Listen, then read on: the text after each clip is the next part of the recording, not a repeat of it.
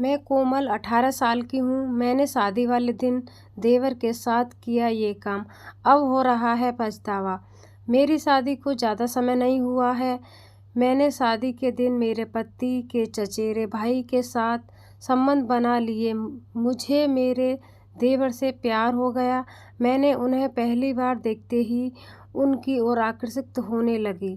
मैं हमेशा उन महिलाओं में से एक रही हूँ जिसने शादी की पहली रात पर अपने पति के साथ अंतरिक्त होने में ही विश्वास किया है। मैंने हमेशा न केवल खुद को अपने जीवन साथी के लिए बचाए रखा, बल्कि मैं किसी के साथ रिश्ते में भी नहीं रही।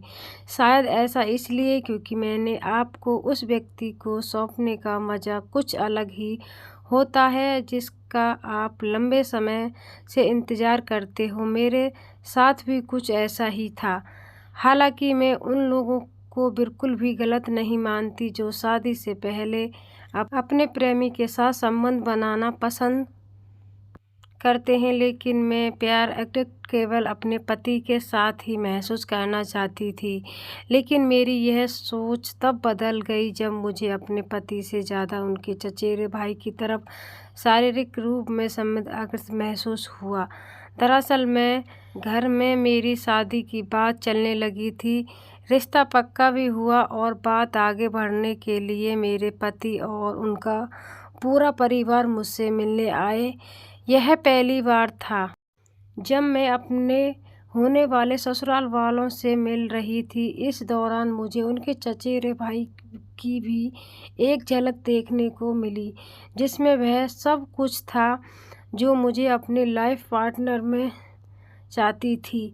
वह देखने में न केवल काफ़ी स्मार्ट था, बल्कि मजबूत होने के साथ साथ मधुरभाषी भी था। वहीं मेरे पति के साथ ऐसा नहीं है। वह बल्कि मेरे रोमांटिक नहीं है। यही एक वजह भी है कि मैंने कभी उनका सहारा नहीं की। इंटरेस्ट को समझाने की कोशिश की, लेकिन अपने पति के चचेरे भाई को देखकर मैं पूरी तरह उस पर फिदा हो गई। इस दौरान मैं ईमानदारी से चाहती थी कि मेरी शादी मेरे पति के साथ नहीं बल्कि चचेरे भाई के साथ तय हो, लेकिन ऐसा नहीं हुआ। हालांकि मैंने अपने माता पिता को बहुत बार यह बात बताने की कोशिश की भी कि मैं उसके नहीं बल्कि उसके चचेरे भाई की पत्नी बनना चाहती हूँ, लेकिन उन्होंने मुझे बेतुकी बातों करने के लिए शर्मिंदा किया। शायद ऐसा इसलिए क्योंकि मैं उसका चचेरा भाई मुझसे 2 साल छोटा था। उसका भाई मुझे चुपके घूरता था। मेरी शादी की बात आगे बढ़ती चली गई और दोनों परिवारों में मिलना जुलना भी शुरू हो गया था। मेरे पति के साथ उसका चचेरा भाई भी मुझे मिलने आता रहता था। इसकी आंखों में मैं निश्चित रूप में देख सकती थी कि वह भी मेरे प्यार में है। ऐसा इसलिए क्योंकि वह मुझे चुपके घूरता था, जिसमें मैं काफ़ी ज़्यादा नोटिस कर रही थी। हालांकि मैंने अपनी भावनाओं को यह सोचकर धोखा दिया कि मुझे अपने पति के लिए आकर्षित है, उसके चचेरे भाई के लिए मेरे दिल में कुछ भी नहीं है। लेकिन इसके बाद भी मैं उसके बारे में सोचना बंद नहीं कर सकी। शायद ऐसा इसलिए क्योंकि मुझे अपना जीवन इस तरह से जीना था। मेरी शादी का दिन आ गया। देखते ही देखते मेरी शादी का दिन आ गया। मेरे पति मुझसे शादी करने के लिए बहुत उत्सुक थे, लेकिन मैंने एक बार अपनी भावना को लेकर उसके संपर्क करने के बारे में सोचा।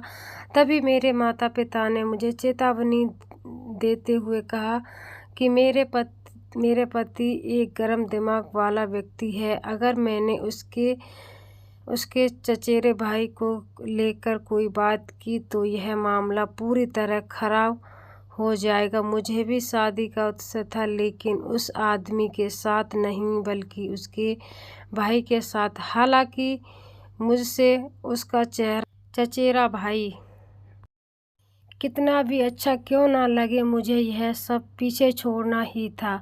मैंने अपने देवर के साथ संबंध बनाने शादी वाले दिन दुल्हन के रूप में तैयार होने के बाद मुझे कुछ पल अपने साथ वक्त अकेले बिताने थे। इसके लिए मैंने सभी को बाहर भेज दिया था। ऐसा इसलिए भी क्योंकि मैं इस रिश्ते से खुश थी। मुझे पता था कि मेरे लिए यह सब कितना कठिन होने वाला है।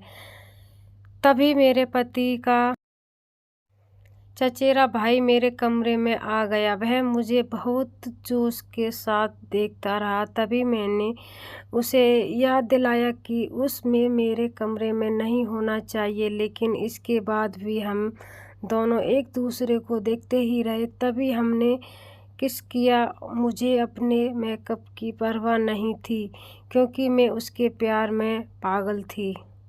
हम दोनों ने केवल एक दूसरे के साथ संबंध बनाए, बल्कि उसके साथ मेरे पूरे बदन पर घूमते रहे। मैं खुशी की वजह से मरी जा रही थी। मैंने उसकी तरफ देखा। वह हैरान लग रहा था, लेकिन उसके बाद भी उसने मुझसे बहुत प्यार किया। मुझे उसके हर पल से प्यार हो रहा था। मुझे इसका कोई पछतावा नहीं। हैरानी की बात यह कि मैं खुद को बिल्कुल भी दोषी महसूस नहीं कर रही थी। ऐसा इसलिए क्योंकि मुझे पता था कि हम दोनों कभी भी इस बारे में किसी से बात नहीं करेंगे। शादी के बाद मैं केवल अपने पति के प्रतीक ही समर्पित रहूंगी। मैं उन चंद पलों को कभी नहीं भूल सकती। मुझे उसके लिए भावनाएं थी। मैं उन पलों को तुलना किसी के साथ किसी भी चीज़ से नहीं कर सकती। मुझे पता था कि मैं अपने पति के साथ बहुत गलत कर रही थी, लेकिन इसके बाद भी मुझे अपने देवर के साथ संबंध बनाने में कोई पछतावा नहीं था। तो फ्रेंड, आज की स्टोरी आपको कैसी लगी? उम्मीद करूंगी कि आज की स्टोरी आपको पसंद आई होगी। पसंद आई हो तो वीडियो को लाइक, कमेंट, सपोर्ट कीजिए और अपने फ्रेंड और फैमिली के साथ शेयर कीजिएगा, जिससे कि मैं कोई न्यू वीडियो अपलोड करूं उसका नोटिफिकेशन मिल जाए। तो उसके लिए आपको सब्सक्राइब करना पड़ेगा। और हाँ गाइस, जो मेरे को इंस्टाग्राम पर फॉलो नहीं किए तो इंस्टाग्राम पर फॉलो कर सकते हैं, बबीता नीरज ब्लॉग के नाम से। तो वहाँ पर मैं रील्स वगैरह डालती हूँ।